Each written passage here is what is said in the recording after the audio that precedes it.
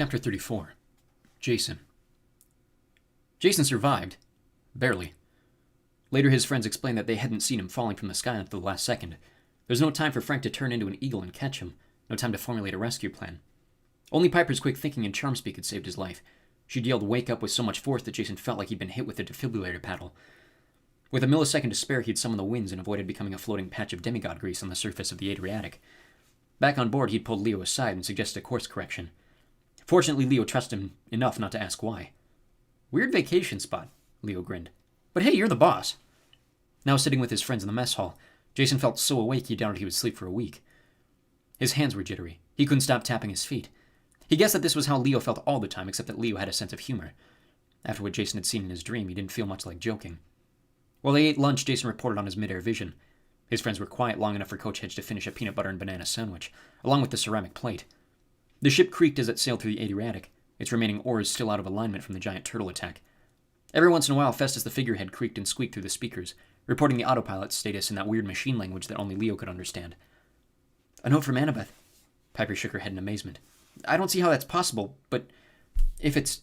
She's alive," Leo said. "Thank the gods, and pass the hot sauce." Frank frowned. "What does that mean?"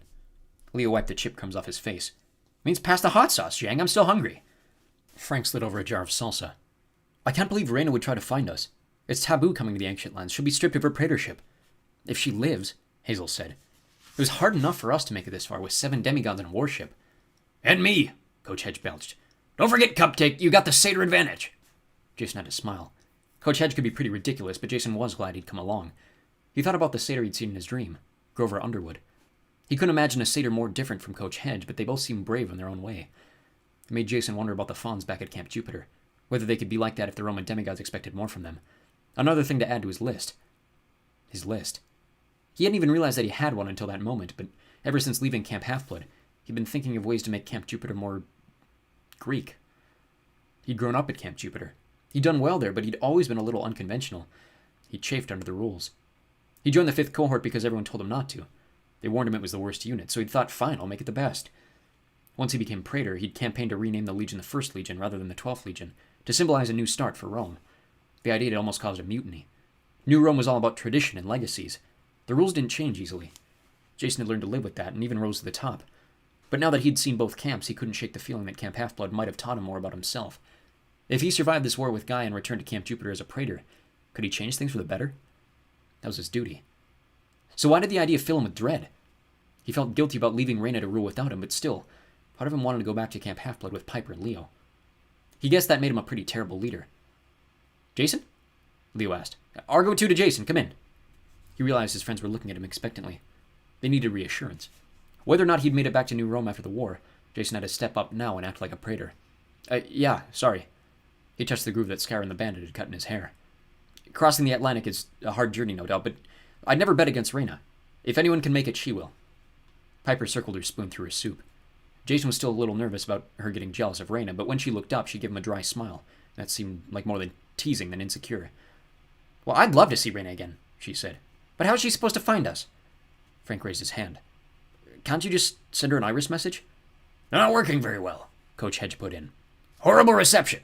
Every night I swear I could kick that rainbow goddess." He faltered. His face turned bright red. "Coach?" Leo grinned.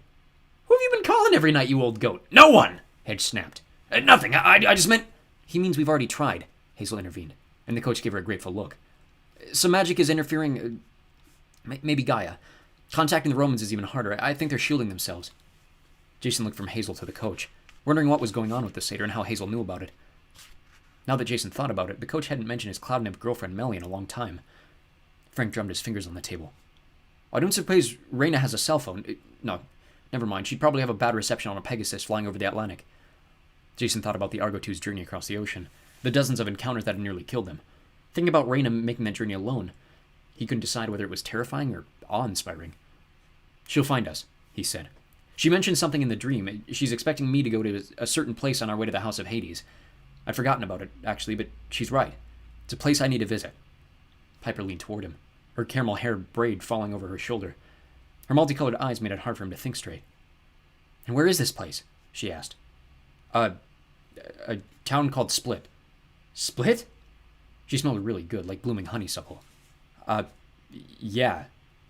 Jason wondered if Piper was working some sort of Aphrodite magic on him. Like maybe every time he mentioned Raina's name, she would befuddle him so much he couldn't think about anything but Piper. He supposed it wasn't the worst sort of revenge. In fact, we should be getting close. Leo? He punched the intercom button. How's it going up there, buddy? Festus the figurehead creaked and steamed. He says maybe 10 minutes to the harbor, Leo reported. But I still don't know why you want to go to Croatia, especially a town called Split. I mean, you name your city Split, you gotta figure it's a warning to, Split. Kind of like naming your city Get Out. Wait, Hazel said. Why are we going to Croatia? Jason noticed that the others were reluctant to meet her eyes. Since her trick with the mist against Skyrim the Bandit, even Jason felt a little nervous around her. He knew that wasn't fair to Hazel. It was hard enough being a child of Pluto, but she'd pulled off some serious magic on that cliff. And afterward, according to Hazel, Pluto himself had appeared to her.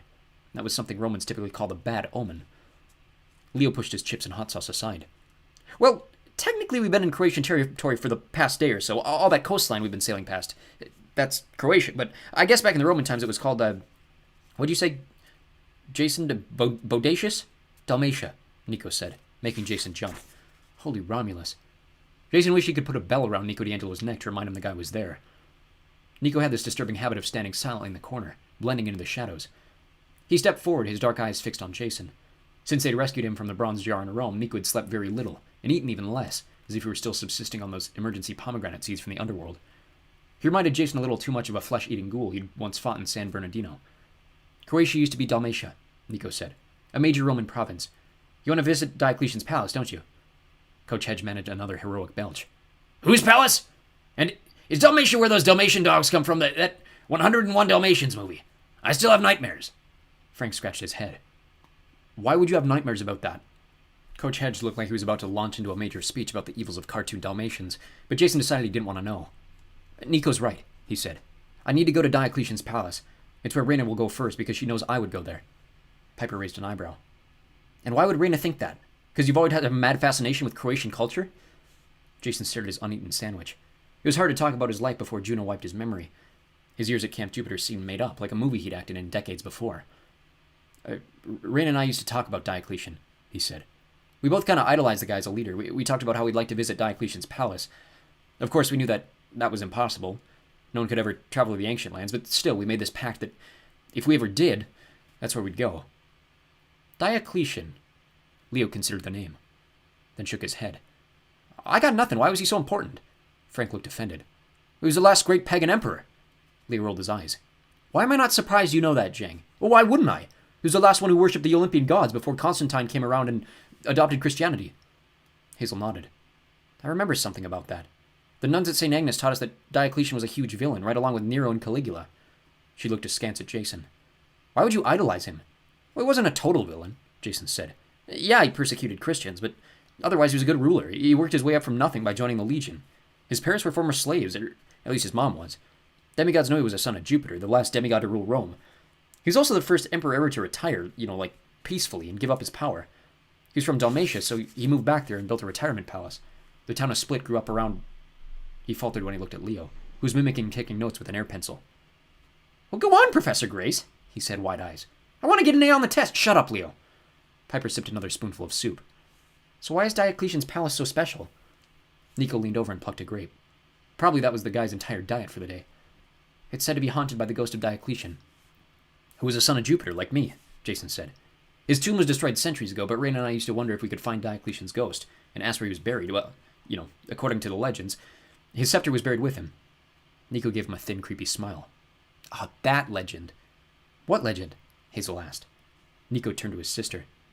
Well, supposedly Diocletian's scepter could summon the ghosts of the Roman legions, any of them who worship the gods. Leo whistled. Well, okay, now I'm interested.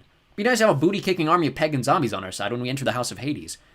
Not sure I would have put it that way, Jason murmured. But, yeah. Well, we don't have much time, Frank warned. It's already July 9th. We have to get to Epirus, close the doors of death. Which are guarded, Hazel murmured. By a smoky giant and a sorceress who wants... She hesitated. Well, I'm not sure, but according to Pluto, she plans to rebuild her domain, whatever that means.